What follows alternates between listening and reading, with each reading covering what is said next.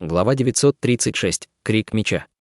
Хань Ли почтительно кивнул старшей боевой сестре Цао Мэнжун, но, услышав необычный статус мужчины среднего возраста, он изменился в лице и сказал: «Генерал Южного Столпа. Значит, вы один из выдающихся генералов Великого Джина». Я был слишком груб. Хотя Хань Ли мало что понимал в политике Великой Империи Цзинь, он хорошо знал знаменитых чиновников империи. 8 великих генералов контролировали большую часть военной мощи империи. Каждый из них командовал армиями, миллионниками, защищая города на границе с закаленной элитой солдат. Однако Хань Ли интересовался генералами не из любопытства к миру смертных, а из-за того, что 3 из них были родственниками королевской семьи. Остальным свои позиции в империи помогли получить различные сверхдержавы мира культивации. Даже великая императорская семья Цзинь не могла с легкостью пойти против них. Генерал Южного Столпа не был связан с королевской семьей, и Хань Ли был уверен, что он был как-то связан с одной из этих фракций. Генерал улыбнулся и протянул руку Хань Ли. «Слышал от Минжун, что господин Хань – культиватор. Я простой смертный, как я могу осмелиться проявить свое превосходно над вами?» Разумеется, Хань Ли понимал, что это была наигранная вежливость. С его личностью он определенно не столкнется с трудностями в привлечении на службу культиваторов формирования ядра, но не культиваторов зарождающейся души. Хань Ли ранее говорил Цао Мэнжун, что он был только на стадии уплотнения ци, но то, что этот человек был вежлив к такому низкоранговому культиватору, как Хань Ли, было слишком странно. С его стороны было достаточно смело отправляться в столицу без защиты культиваторов формирования ядра. Имея это в виду, Хань Ли скромно ответил: «Я не смею быть самонадеянным. Генерал Ван слишком вежлив. Даже такие бродячие культиваторы, как я, наслышаны о вашем мастерстве в военном деле». Молодая мисс Ван улыбнулась и сказала: «Господин даосист Хань, я слышала, что вы какое-то время давали руководство культивации младшей боевой сестры Цао. В результате ей удалось поднять 2 слоя за несколько лет. Когда мой мастер узнала об этом, она неоднократно хвалила удачу младшей боевой сестры Цао и высказывала предположение, что брат Хан, вероятно, скрывал свой истинный уровень культивации, поскольку обычные культиваторы не смогли бы достичь таких невероятных результатов. Теперь, когда в вашем теле отсутствует духовная ци, это ясно показывает, что вы освоили технику сдерживания ци. Похоже, мой мастер верно угадала». Погруженная в радость от того, что снова увидела Хань Ли, Цао Мэнжун очнулась и, осмотрев его, обнаружила, что в его теле совершенно отсутствуют какие-либо духовные колебания ци. Она удивленно спросила: «Вот как?» «Брат Хан, твой уровень культивации должно быть...» Он улыбнулся и спокойно ответил: «Тогда я столкнулся с несчастным случаем и получил тяжелые травмы, что сильно повредило моей культивации. Мне удалось восстановить его до некоторой степени, но я не собирался скрывать ее от госпожи Цао. Было ясно, что он не собирался раскрывать свой истинный уровень культивации». Молодая мисс Ван моргнула и внимательно осмотрела Хань Ли. В результате она ничего не могла почувствовать в его теле. Несмотря на свое изумление, она сладко улыбнулась: «В таком случае уместнее называть вас Страшим. Надеюсь, старший не в обиде на то, что младшая боевая сестра Цао раньше относилась к вам как к равному». «Я старший». Хань Ли покачал головой. «В Великой Империи Цзинь я всего лишь бродячий культиватор, и мне плевать на звание. Поскольку я в долгу перед госпожой Цао, для нее нормально относиться ко мне как к равному». Услышав это, лицо Цао Мэнжун дрогнуло, и она покраснела, молча приняв слова Хань Ли. Генерал, услышав их разговор, спокойно предложил: «Значит, господин Хань на самом деле был экспертом с большой магической силой. Хотя я всего лишь смертный человек, мне очень нравится общаться с культиваторами. Вы, кажется, держите путь в столице, не хотели бы вы отправиться туда вместе с нами?» Хань Ли немного подумал и сказал: «Путешествовать вместе. Я согласен. Извините, что побеспокою вас». Изначально Хань Ли собирался найти кого-то знакомого в столице Цзинь, чтобы тот рассказал ему о торговой встрече. Теперь, когда перед ним появился этот выдающийся чиновник, он определенно знал немало деталей о встрече, несмотря на то, что он смертный. После этого Хань Ли и 2 женщины побеседовали, и он узнал, что отец Цао Мэнжун успешно прошел путь от простого офицера до военного чиновника в столице. Хотя его должность не была выше по названию, его перевод с окраин империи был значительным повышением статуса. Но когда ее отец переезжал в столицу, она культивировала в уединении и не смогла переехать вместе с ним. Когда ее старшая боевая сестра Ван и ее дядя проезжали мимо ее резиденции, Цао Мэнжун вышла из уединения, и вскоре после этого она отправилась с ними в столицу. Хань Ли лишь упомянул несколько мимолетных слов о том, как он провел прошлое, упомянув, что лечился от своих травм и только недавно вышел из уединения. Конечно, он не вдавался в подробности. двое культиваторов, и не стали расспрашивать его о подробностях. В конце концов, Хань Ли был первоначально найден запечатанным во льду, и его травмы в то время были явно тяжелыми. Похоже, что для их исцеления нужно было несколько лет. В этот момент официант из чайного магазина принес чашку хорошего чая, и 3 культиватора отведали чая. Выпив чай, генерал Ван, наконец, заговорил с Хань Ли и упомянул несколько скрытых древних записей, которые хранились в нескольких его поместьях. В настоящее время он, похоже, вовсе не был закаленным ветераном, но больше похож на прилежного ученого. Его спокойное и культурное поведение наряду с его дружелюбными манерами произвели благоприятное впечатление на Хань Ли. Он также сумел произвести впечатление на генерала Вана. Хотя он не мог сказать, что его заинтересовали древние истории, он рассказал кое-какие секреты, которые он обнаружил в многих древних записях формул таблеток и древних техник, чем заинтересовал генерала. За несколько коротких фраз они стали полностью поглощены разговором друг с другом. Когда молодая мисс Ван увидела это, она криво улыбнулась Цао Мэнжун, но ей стало немного грустно. Она хорошо знала, что ее дядя интересуется секретами далекого прошлого, поскольку в свободное время он часто погружался в сбор старинных записей и антиквариата. Теперь, когда появился знающий старший Хань, было вполне естественно, что ее дядя был поглощен разговором с ним. У Цао Мэнжун не было никаких жалоб по этому поводу.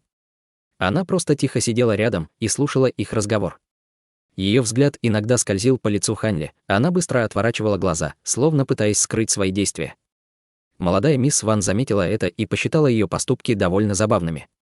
В дороге, за разговором с младшей боевой сестрой Цао, та призналась, испытывает привязанность к человеку перед ней. Всякий раз, упоминая его, она слабо краснела, как будто она часто думала о нем. Это создало у молодой мисс Ван впечатление, что господин даосист Хань был красивым и уверенным юношей, поскольку ее младшая боевая сестра никогда не относилась к своим боевым братьям с особой симпатией. Но теперь, когда она увидела Хань Ли лично, она невольно покачала головой. Этот бродячий культиватор вовсе не был тем красивым, уверенным в себе юношей, которого она себе представляла, и единственным спасительным фактором его внешности был его рост выше среднего. Кроме того, он, скорее всего, был культиватором стадии заложения основ и должен был иметь гораздо большую продолжительность жизни, чем ее младшая боевая сестра, у которой было мало надежд подняться на уровень культивации выше, чем стадия уплотнения ци. Они действительно не очень подходили друг к другу. Когда молодая мисс Ван втайне размышляла над этим, она задумалась, стоит ли ей что-то делать, чтобы саботировать эти потенциальные отношения. С ее точки зрения, уровень культивации Хань Ли был не намного выше. Будучи племянницей генерала Южного Столпа, ей было бы нетрудно заставить Хань Ли передумать. Если бы он действительно откажется, она могла бы просто обратиться к 2 культиваторам формирования ядра ее поместья и заставить его послушно уйти. Вот как. В прошлом небо и земля, инь и ян претерпели огромные изменения и создавали нестабильные пространственные щели, позволяя демонам и дьяволам входить в наш мир. Я впервые слышу о такой теории. 2 культиватора формирования ядра в моем поместье никогда не говорили мне об этом. Брат Хань действительно хорошо осведомлен об этом вопросе. Однако есть еще кое-что, чего я не понимаю. В древних легендах говорилось о горе бессмертных, Кунью, где обитал небесный бессмертный. Говорят, генерал Ван взволнованно продолжал разговор. После того, как Хань Ли ответил на вопрос, генерал Ван собирался задать еще один, как вдруг из тела Хань Ли послышался крик дракона. Хотя это было не очень громко, все в комнате услышали его и удивленно взглянули на Хань Ли. Хань Ли тут же изменился в лице. Его тело замерцало синим светом, и он исчез из их поля зрения. 2 женщины удивленно оглянулись и обнаружили, что Хань Ли появился снаружи.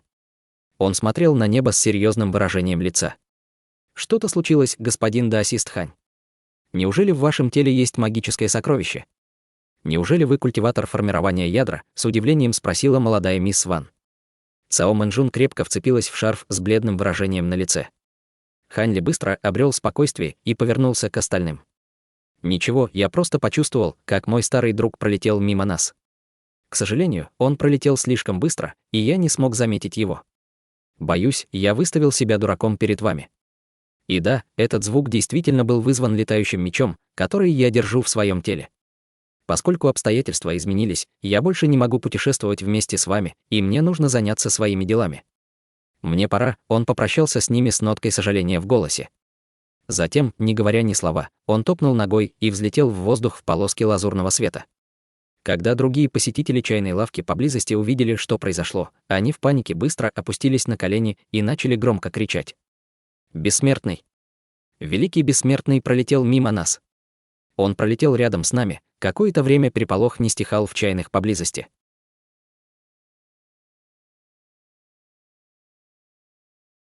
Глава 937. Неожиданная подлость. Спустя промежуток времени, за который можно было закончить обед, Хань Ли прибыл на вершину небольшой горы. Он посмотрел на огромный город вдалеке и увидел, как экипажи и пешие путники направляются к воротам. Пока Хань Ли продолжал смотреть на город с мрачным выражением, в его голове прозвучал голос монарха расщепления души: «Забудь об этом. Достаточно того, что ты знаешь, что высший демон находится в Великой Империи Цзинь. У тебя еще будет шанс вернуть свои летающие мечи, но сейчас не время. Ты еще не полностью восстановил свой уровень культивации, а веер трех огней не закончен. Возможно, в прошлом высший демон и пострадал от серьезных травм, но у него было достаточно времени, чтобы восстановить силы, поглощая души и ядра других. Если ты столкнешься с ним сейчас, твои шансы на победу невелики. Старший прав. Если бы я буду преследовать его сейчас, то у меня только один шанс из 10. Я чуть было не поторопился, слишком желая вернуть свои летающие мечи и восстановить формацию золотых мечей. Кажется, мне придется подождать, пока ты не закончишь свою грандиозную марионетку, а я изготовлю веер трех огней. Однако странно, что высший демон не бросил их, хотя и не смог починить. Поскольку основным материалом для их создания является золотой молниеносный бамбук, и они были закалены как в усовершенствованном кристалле, так и в золотой эссенции, оба меча являются невероятно ценными магическими сокровищами. Если он захочет уничтожить их, ему нужно будет потратить огромное количество силы, чтобы медленно расплавить их своим дьявольским пламенем. Невозможно, чтобы демон решился на что-то расточительно бесполезное. Сказав это, Хань Ли слегка улыбнулся. Верно. Но с учетом сказанного, если бы ты от всего сердца культивировал свои летающие мечи еще 400 лет, сила твоей формации золотых мечей достигла бы невероятных высот. Она сможет даже достигнуть уровня силы не ниже, чем у божественного духовного сокровища, огорченно вздохнул монарх. Даже во времена рассвета своих сил у него никогда не было возможности изготовить магические сокровища с такими драгоценными материалами. Хань Ли криво усмехнулся и сказал: «Возможно, но я не собираюсь тратить почти половину своей жизни на усовершенствование своего магического сокровища. Хе-хе, а ты проницательнее меня. Если бы я был наполовину так же осторожен, как ты, я бы смог войти в стадию божественной трансформации». Кроме того, очевидно, что высший демон появился в столице Цзинь из-за торгового собрания. Малыш Хань, ты должен быть осторожен, чтобы дьявол не узнал тебя. Большое спасибо за твою заботу, старший. Я буду осторожен. Сначала я хотел попросить помочь мне генерала Южного Столпа, чтобы понять особенности торговой встречи, но, похоже, мне придется провести расследование самому. Если я правильно помню, в столице Цзинь есть ресторан, принадлежащий клану Фэн. Сначала я загляну туда и избавлю себя от риска быть замеченным кем-то проницательным в гостинице. Пробормотав это, Хань Ли спустился с горы и направился прямо к огромному городу вдалеке. Говорилось, что столица Цзинь была непревзойденным по величине городом среди смертных и культиваторов. По мнению Хань Ли, она на самом деле была на несколько ступеней ниже по сравнению с небесным звездным городом в области моря рассеянных звезд, величайшим городом он видел в своей жизни. Однако у столицы Цзинь было несколько уникальных аспектов.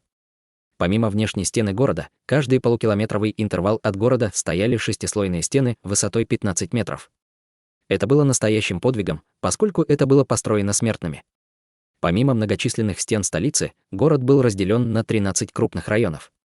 Самым северным участком был имперский город, занимавший около 20 километров. Другие районы были такими же большими, но они были заполнены зданиями и дорогами. Хань Ли понадобилось почти полдня, чтобы пройти через два района. Хань Ли чувствовал себя довольно мрачно, поскольку не привык так долго идти пешком.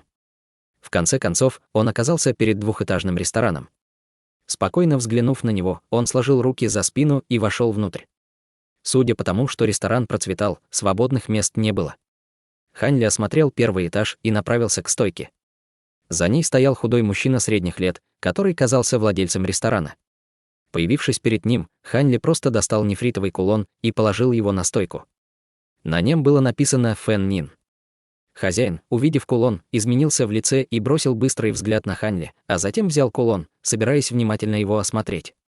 Вскоре он отложил кулон и прошептал: «Следуйте за мной».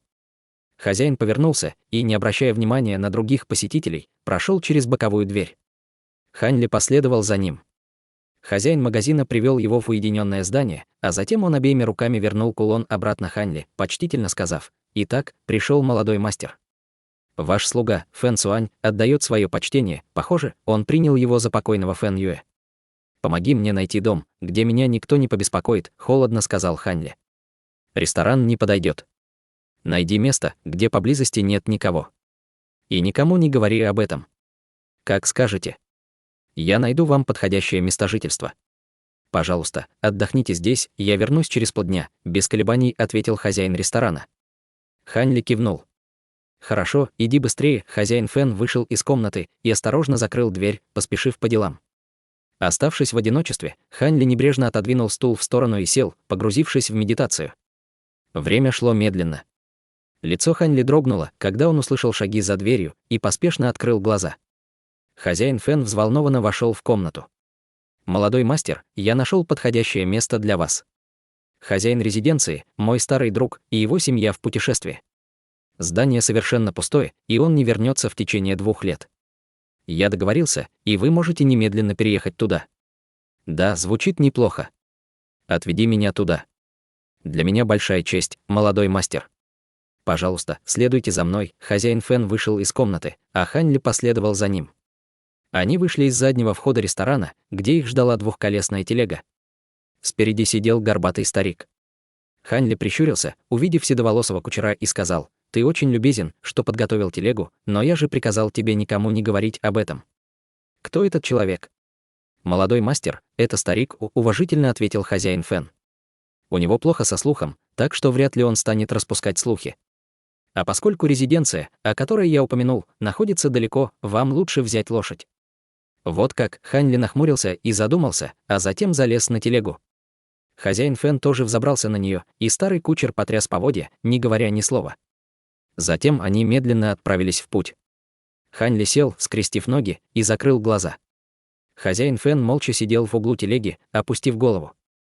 Они ехали разными дорогами и несколько раз изменили направление, отправившись в другой район. Через 2 часа телега остановилась в отдаленном дворе. Других резиденций не было, в результате чего этот район выглядел совершенно пустынным. Затем Хань Ли и владелец хозяин Фэн сошли с телеги. С улыбкой хозяин Фэн проводил его и открыл ворота. «Вот и все, молодой мастер. Я пойду первым и приведу в порядок одну из комнат для вас». Но в этот момент Хань Ли неожиданно сказал: «Ты собираешься войти первым, чтобы обойти ограничительное заклинание, чтобы втроем поймать меня». Хозяин Фэн сильно встревожился этим и, не задумываясь, толкнул ворота и уже собирался бежать внутрь, но странная красная нить внезапно появилась за его головой. Затем его тело загорелось и мгновенно превратилось в пепел. Когда горбатый старик в телеге увидел это, он закричал: «В атаку!». Взмахнув рукой, старик выпустил зеленую летающую саблю в сторону Хань Ли. В этот же момент пустой двор заполнил желтый туман, а к Хань Ли метнулись черные вилы и 2 алые алебарды. Хань Ли усмехнулся при виде их и взмахнул рукавом, выпуская лазурный туман. Сабля влетела в туман и застряла в нем. Остальные 3 магических инструмента, что летели к нему, также были заблокированы лазурным туманом, который внезапно появился по взмаху руки. В одно мгновение все их оружие было полностью заблокировано. Из желтого тумана послышались испуганные крики, а лицо старика стало смертельно бледным. Все они поняли, что означало огромное проявление силы Хань Ли. Не задумываясь, старик выпустил слабый красный талисман из своей руки и прикусил язык, чтобы выпустить на него сущность крови. Вокруг старика тут же распространилось кровавое облако радиусом 30 метров, через которое невозможно было разглядеть что-либо. Культиваторы в тумане тоже поспешно отреагировали на действия Хань Ли. 3 разноцветных полоски вылетели и разлетелись в разные стороны.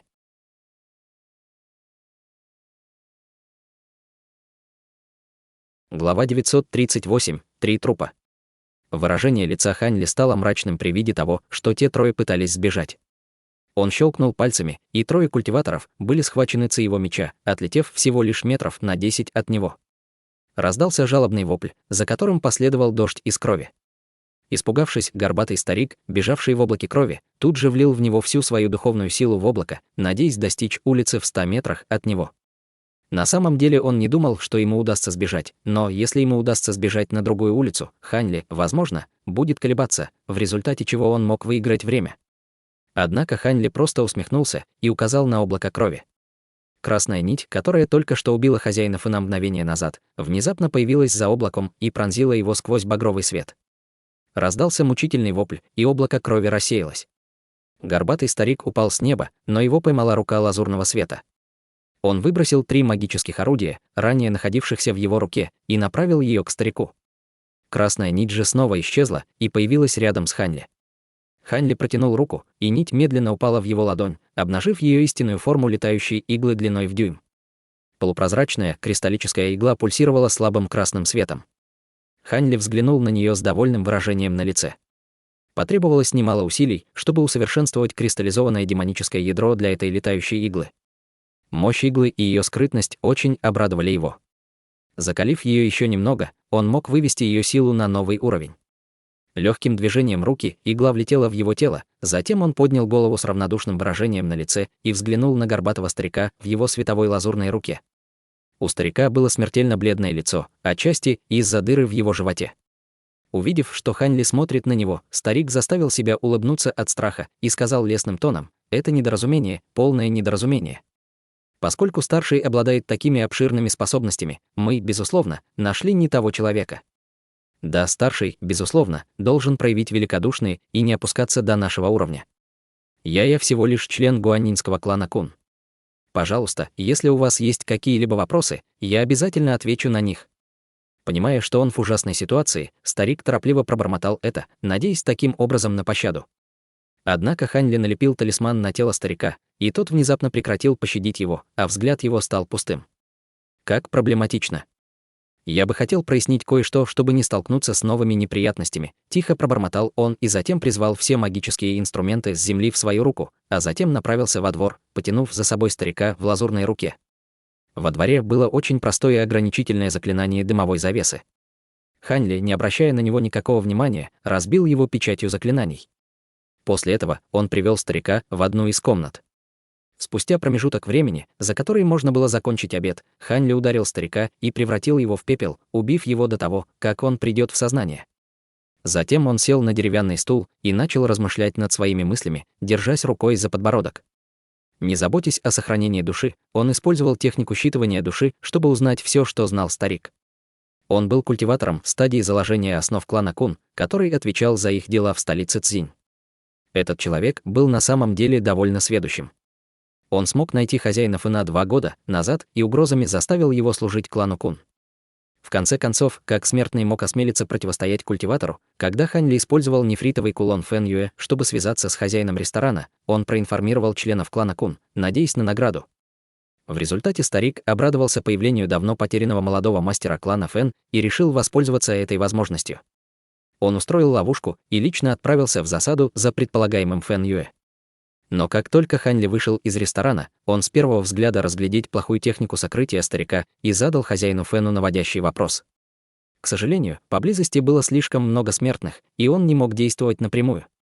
Поэтому он решил последовать за ними, а затем расследовать все это.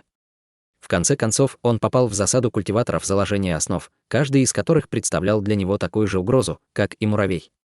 Ханли догадывался, что это могло произойти. Однако, даже если бы на него напали культиваторы стадии формирования ядра, для него это было бы плевым делом. Когда Ханли пронзил душу старика, он сделал удивительное открытие. После того, как 3 благородных клана провинции Гуаннин завершили свою совместную выставку, выяснилось, что предок клана Кун сожрал свою душу и что его труп был одержим демоном. В результате 2 других клана объединились, чтобы просить помощи у поддерживающих их сект, что привело к тому, что одержимого предка убили. При этом клан Кун сильно пострадал, превратившись из самого сильного в самый слабый клан в регионе. Это также сорвало план короля славного пламени, который был спрятан глубоко в горном хребте Снежной горы. В ярости он восстал из могилы и выпустил несколько тысяч трупных солдат ранга заложения основ, нагло установив призрачную формацию подземного мира, чтобы уничтожить всю человеческую жизнь в горах. Высокоранговые культиваторы, поддерживающие 3 клана, вели массивное сражение с 3 трупами из древней гробницы. Многие из усовершенствованных трупов и низкоранговых учеников погибли, а души учеников были поглощены призрачной формацией.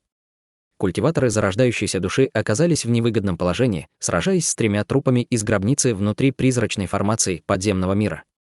Один из них даже получил тяжелые ранения из-за своей халатности. После битвы культиваторы 3 кланов оказались в ловушке призрачной формации подземного мира диаметром более 50 километров вокруг них, на горе, где проводился Великий аукцион. Они могли полагаться только на великие формации, ранее установленные на горе, и в результате им удалось выжить с большим трудом. По правде говоря, эти культиваторы зарождающейся души сильно ранили короля славного пламени в их засаде и в результате недооценили его. Они полагали, что, поскольку он был ранен, с ним должно было легко справиться. Но они не знали, что король славного пламени имел силу, эквивалентную культиватору на поздней стадии зарождающейся душой при поддержке его гробницы. Добавить к этому 2 других трупов, и у них не было единого шанса на победу. Если бы дело продолжалось, культиваторы были бы уничтожены, но такие смелые движения в течение месяца в конечном итоге предупредили культиватора на поздней стадии зарождающейся души из соседней даосской секты. Проявив удивительную силу, этот эксцентрик прогнал 3 трупа обратно в глубины снежных гор. Культиватор поздней стадии зарождающейся души не собирался преследовать трупы, а лишь заставил их отступить. И после того, как 3 клана были спасены, они не осмелились оставаться поблизости и покинули горный хребет, предоставив трупу монарха свободное господство над землей и возможность ему восстать с еще большей силой. Тем не менее, король славного пламени и 2 других трупа также боялись культиватора поздней стадии зарождающейся души и не смели опрометчиво появляться из глубин горы. Естественно, Хань Ли понимал, что старик знал только часть правды, но он мог установить связь с тяжело раненым королем славного пламени, которого он видел. Придя к своим собственным выводам, он невольно щелкнул языком от удивления. Этот король славного пламени был довольно грозным персонажем. Он уже был тяжело ранен, сражаясь против мастера дикого песка, но ему потребовалось очень мало времени на восстановление, чтобы начать крупномасштабную атаку против соседних культиваторов. Но как человек, который принял бесчисленное количество духовных таблеток, Хань Ли прекрасно знал, что невозможно полностью восстановить жизненные силы от таких серьезных травм так быстро, независимо от того, какое лекарство он принял. Например, сам Хань Ли еще не полностью восстановил свою культивацию, несмотря на то, что в его распоряжении было много духовных таблеток.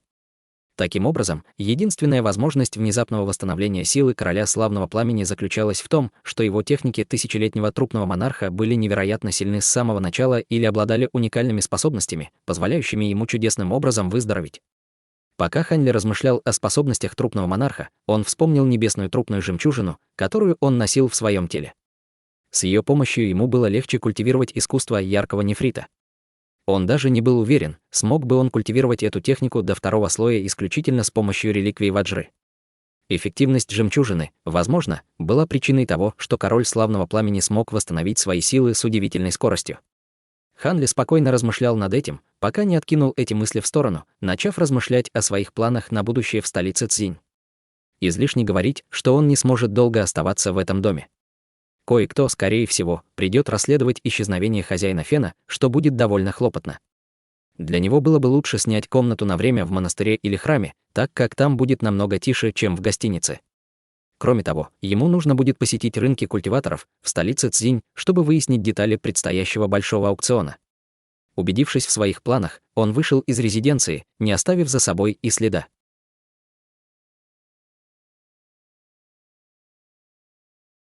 Глава 939. Павильон скрытой удачи. Через некоторое время Хань Ли обнаружил в городе небольшой непримечательный монастырь.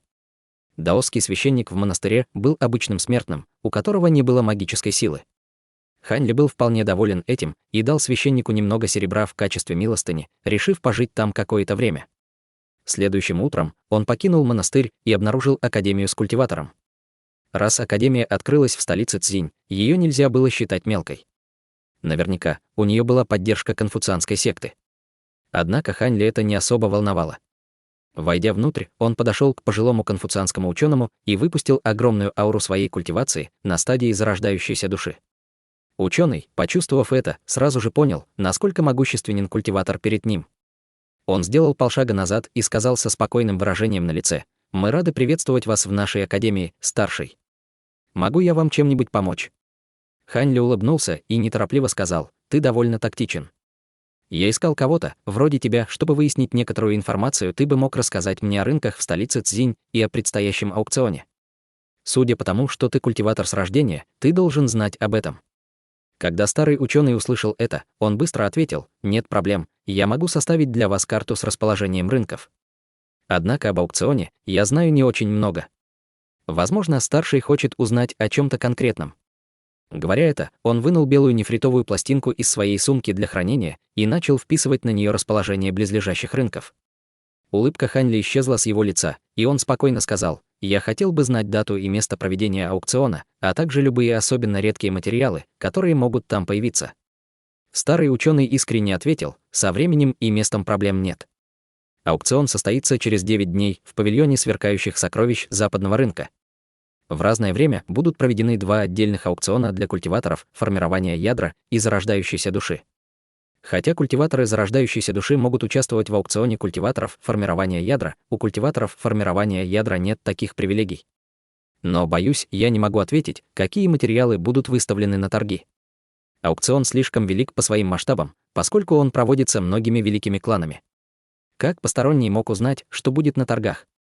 Но по данным прошлых аукционов, здесь должно быть более сотни невероятно редких предметов. Кроме того, старшие могут выставить на торги несколько своих редких предметов, увеличивая продолжительность аукциона до недели. Ханьли опустил голову и пробормотал: «Вот как. Павильон сверкающих сокровищ. Старший, я закончил составлять карту. Пожалуйста, возьмите ее». Сказав это, ученый почтительно протянул нефритовую пластинку. Ханьли молча взял ее и мельком взглянул своим духовным чутьем, а затем удовлетворенно кивнул. «Отлично. И тебе лучше помалкивать о встрече со мной». В противном случае, сказав это, Ханьли зловеще усмехнулся, а затем его тело засветилось лазурным светом, и он исчез. Старый ученый выпучил глаза и упал на стул, погрузившись в глубокое созерцание. Через некоторое время он пронесся мимо комнаты и обнаружил, что в нее никого нет. Затем он глубоко вздохнул и криво улыбнулся. Покинув академию, Ханьли тщательнее взглянул на нефритовую пластинку и направился на рынок западной части столицы Цзинь. Этот рынок находился на отдаленной улице в западной части столицы Цзинь и был скрыт великой формацией.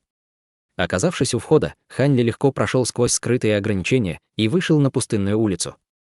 Конечно, смертные воспринимали ее как пустынную улицу. Ханьли увидел, по крайней мере, несколько сотен культиваторов, которые входили и выходили из магазинов на улице. Ханьли не стал исследовать улицу своим духовным чутьем.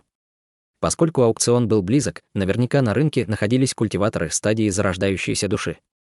Организация такого крупного аукциона требовала тщательной подготовки. Поэтому он просто шел по улице, оглядываясь по сторонам. Западный рынок Цзинь явно отличался от того, что он видел в южной части столицы.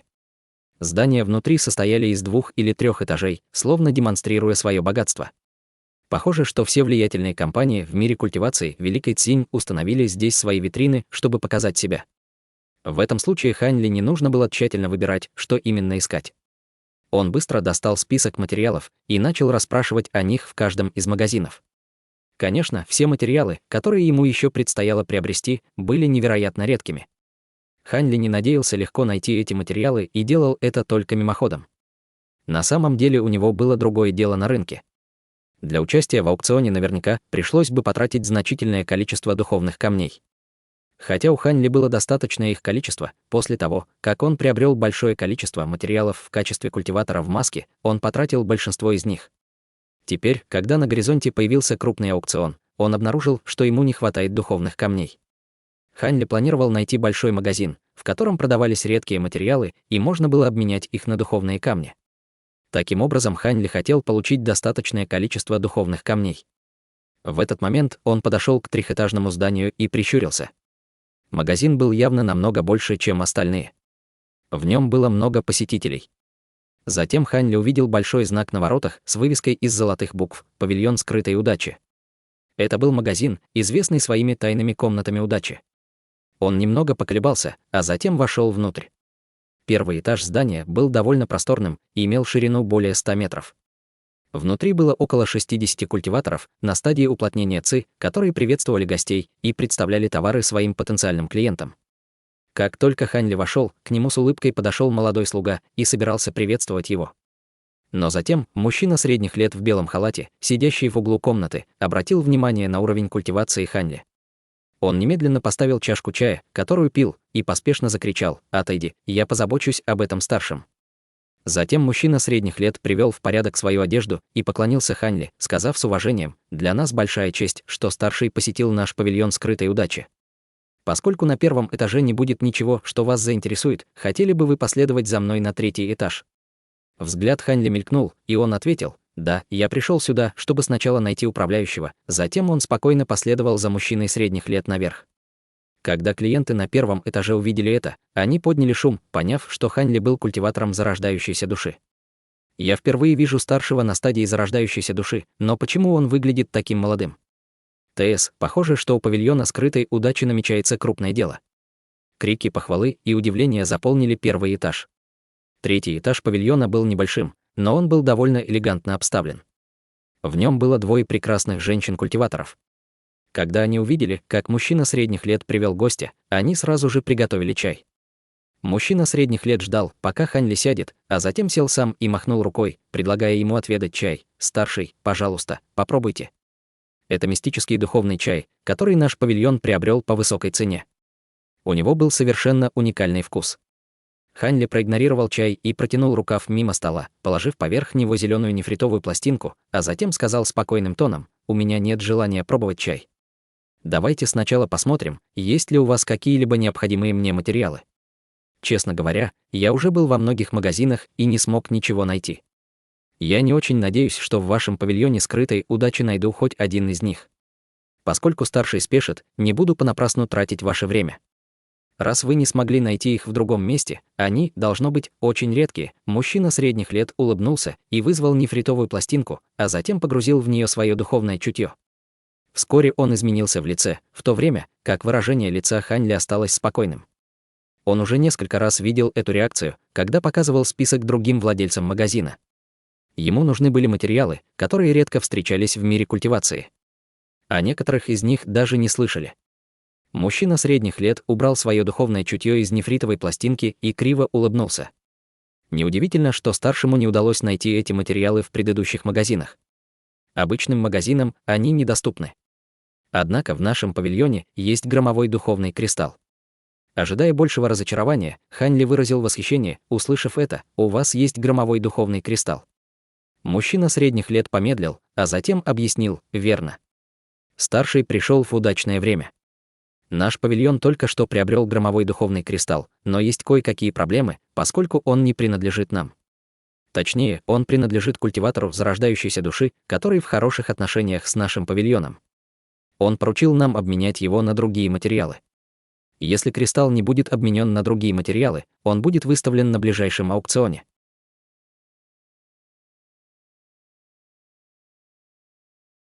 Глава 940. Особняк скрытой удачи.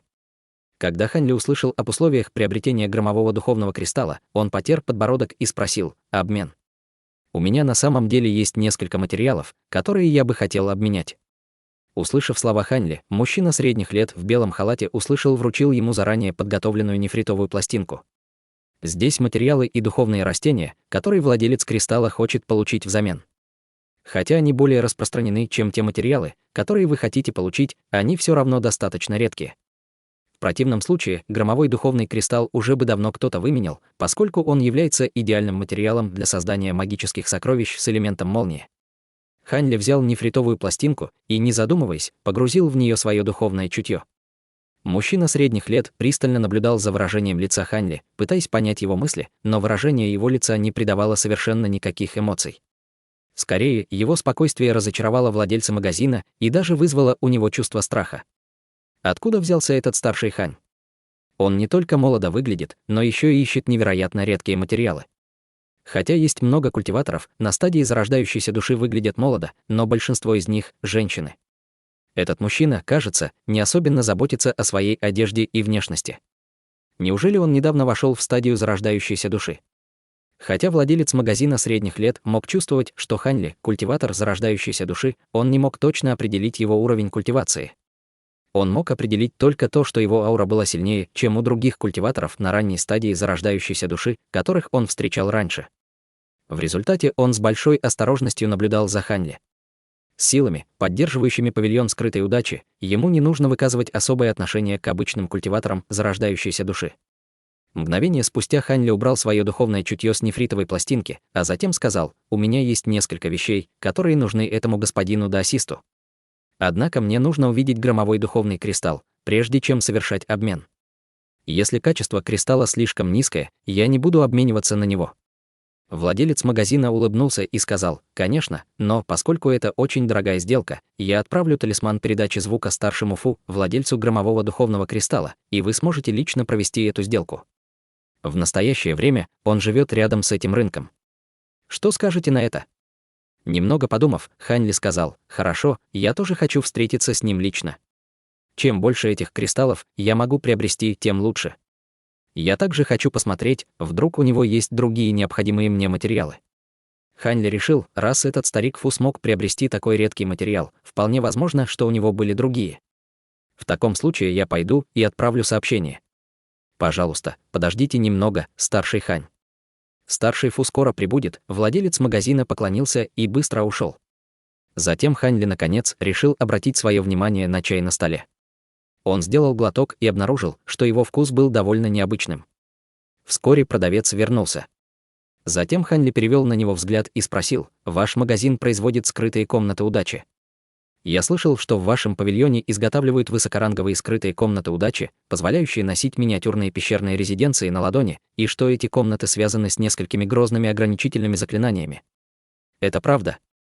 Владелец магазина усмехнулся и объяснял: «Скрытые комнаты удачи — это действительно наша специализация, но то, что описал старший, это скрытые комнаты удачи высочайшего ранга, известные как особняки скрытой удачи.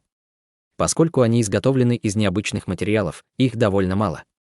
У нас есть неприкосновенный запас, а все, что выставили на продажу, ушли». Удивленный услышанным, Хань Ли спросил: «Почему их не продают? Разве ваш павильон изготовил их не для этой цели?» Мужчина средних лет со смущением объяснил: «Я не буду скрывать это от старшего. Остальные особняки скрытой удачи имеют непревзойденное качество. Будь то их размер или прилагаемые ограничения, они намного превышают те, которые мы выставили на продажу. Таким образом, было решено, что они будут сохранены с целью обмена на редкие материалы». С большим интересом Хань Ли поджал губы и сказал: «Звучит удивительно. Если эти особняки скрытой фортуны, как вы говорите, настолько изумительны, я бы хотел их купить. Не могли бы вы достать их и показать мне?» С приподнятым настроением владелец магазина поспешно сказал: «Достать их? Старший, должно быть, шутит. Я всего лишь управляющий этим магазином, и у меня нет полномочий использовать сокровища.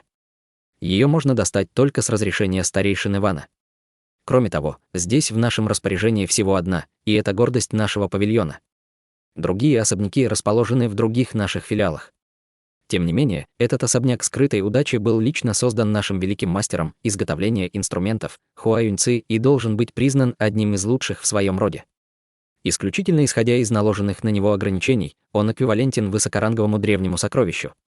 Если старший действительно заинтересован, я могу немедленно отвезти вас в скрытую комнату, а старший Хань может продолжить там беседу со старейшиной Ван. Материалы, которые нужно обменять на комнату, известны только ему». Судя по смелому тону Хань Ли, казалось, что он действительно был заинтересован. Если бы эта сделка состоялась, то положение управляющего в павильоне скрытой резко возросло бы. Вот как, но я, сказав это, Хань Ли внезапно изменился в лице. Владелец магазина был шокирован и не понял, что происходит. Снизу донесся голос старика: «Младший Чао, действительно ли кто-то хочет совершить сделку?» Я находился в критическом моменте своей культивации и прервал ее, чтобы поспешить сюда. Это был голос человека в возрасте, он был очень чистым и содержал силу. За ним послышались тяжелые шаги. Владелец магазина поспешно встал и с уважением ответил: «Разумеется, это правда. Я бы не посмел вас обмануть». На третьем этаже появилось пятно, раскрывающее высокий и громоздкий силуэт. Хань Ли прищурился и посмотрел на того, кто только что прибыл. Это был большой старик в черной одежде с темно-красной кожей. Удивительные духовные колебания ци его тела показали, что он был культиватором на пике средней стадии зарождающейся души. Хань Ли подсознательно нахмурился. Когда старик с темно-красным лицом услышал лавочника, он повернулся и удивленно взглянул на Хань Ли, заметив его внешность и уровень культивации. Затем он пошел вперед широкими шагами и от души рассмеялся. «Значит, это тот самый даосист Хань, о котором ты говорил. Раз у него есть что-то, что нужно, он не может быть обычным культиватором». Хань Ли встал и поприветствовал его с улыбкой на лице: «Вовсе нет. Уровень культивации господина даосиста Фу достоин моего восхищения. Чем тут восхищаться? Я справился с этим спустя столько лет». Затем два культиватора уселись напротив друг друга, и старик Фу нетерпеливо сказал: «Перейдем сразу к делу. Ты мог бы сказать, какие именно материалы у тебя есть для меня?» Хань Ли улыбнулся и спокойно сказал: «Гриб алой сущности». Его возраст более 1000 лет. Это был не тот 3000-летний гриб, которым он торговал в небесном южном регионе. Он использовал одну из его спор, чтобы вырастить новый гриб до 1000 лет зрелости. Гриб алой сущности. Старик Фу изменился в лице. Если ему действительно 1000 лет, я обменяю его на мой грозовой духовный кристалл. Может ли господин даосист показать мне его? Конечно. Я сейчас же покажу его, если ты покажешь мне громовой духовный кристалл. Ах, я был слишком нетерпеливым. Конечно, покажу. Старик Фу повернулся к лавочнику и приказал: «Лавочник Чжао, покажи кристалл господину Ханю». Да, старший, продавец подтвердил приказ и вышел из зала. Пожилой мужчина с красным лицом осмотрел Хань Ли и с любопытством спросил: «Господин Хань, я вижу вас впервые, но ваш уровень культивации уже достиг стадии зарождающейся души. Откуда вы? Вы всегда оставались в горькой культивации и редко вступали в контакт с другими культиваторами. Почему бы вам немного не рассказать о себе, несмотря на вашу впечатляющую духовную силу?» Хань Ли улыбнулся в ответ на любопытство старика и ответил заранее подготовленным ответом: «Неудивительно, что вы не знали обо мне. Я культивировал на маленьком острове за границей и редко бывал на материке Великой империи Цзинь». Старик Фу удивленно остановился и с пониманием сказал: «Значит, вы культивировали за границей. Я искренне уважаю вас. Я давно слышал о зарубежных культиваторах, обладающих многими удивительными способностями, и о том, что они развивают школу техник, отличную от культиваторов на материке. Я надеюсь обменяться с вами опытом культивации». Однако, похоже, что господин Хань проделал очень большое расстояние до столицы Цзинь, чтобы посетить аукцион, который скоро состоится. Поскольку за пределами морей было бесчисленное множество земель, неудивительно, что были малоизвестные культиваторы зарождающейся души. Старик в основном принял это как правду. После того, как они еще немного поболтали, из зала послышались шаги, и яркий голос сказал: «Почему я не был проинформирован о прибытии брата Фу в наш павильон скрытой удачи? Кроме того, у нас еще один гость, господин даосист Хань. Я должен был лично приветствовать вас». С этими словами в зал вошел культиватор в светло-серебряной одежде.